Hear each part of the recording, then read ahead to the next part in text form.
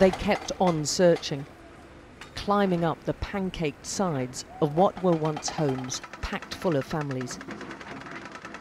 They're still picking through the rubble, determined not to give up. But hopes are fading that anyone could still be alive under all this. 2 residential blocks flattened in a small village on the outskirts of Sidon. There have been some remarkable tales of survival. The rescuers took a long and painstaking 4 hours to bring out this man.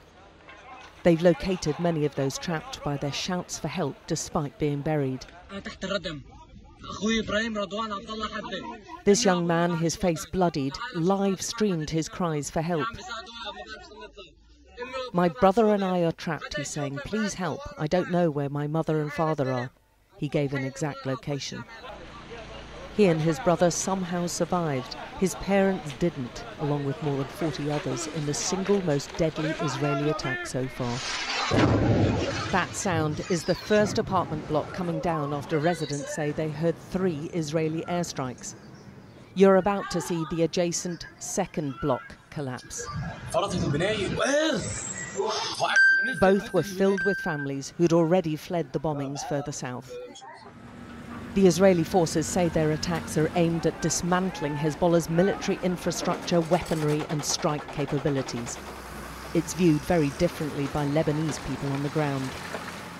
This is a literal massacre, this civil defense rescuer tells us.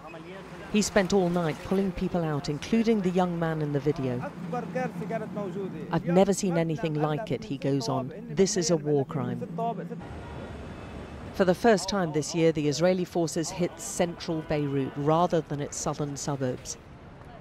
This is a busy residential and transport intersection. The target, 3 leaders of a Palestinian faction based in Lebanon. The Israeli attacks appear to be widening in scope. The strike in the centre of the capital is on top of multiple strikes down south as well as in the east of the country.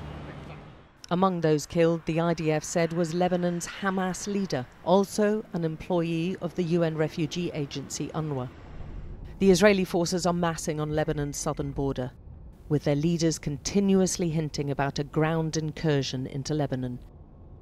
The Israeli defense minister added to this whilst visiting the troops. "This is your mission. We will employ all that is needed. Your forces, other forces, from the air, from the sea, and also from the land." According to some American media outlets, Israeli special forces are already inside Lebanon, making limited raids, possibly ahead of a full-on invasion. And in the first official speech since the killing of the leader Hassan Nasrallah, the militant group signalled they're ready for a ground battle. "We're prepared if the Israelis decide to enter by land. The resistance forces are ready for a ground engagement." The number of dead from Israeli attacks in less than a fortnight now looks set to eclipse 34 days of war in 2006. Whatever the intended targets of these airstrikes, they are coming at enormous human costs. And to the Lebanese people across the country, the Israeli tactics and their consequences are making them feel this is rapidly turning into another Gaza. Those pulled out of the collapsed buildings are rare. 19-year-old Zainab somehow survived but has a broken leg, broken hip and 2 fractures in her shoulders. She doesn't know yet that her father, brother and sister all died. The Israelis targeting that building only means they want to scare us. They target civilians. But you should know we're not afraid.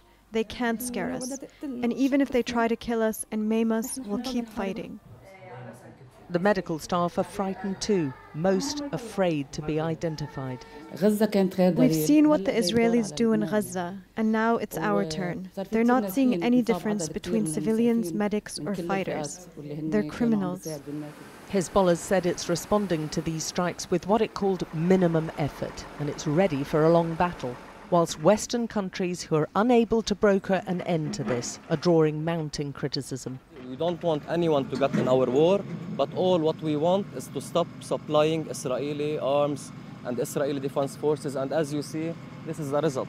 This is the result of the supplies.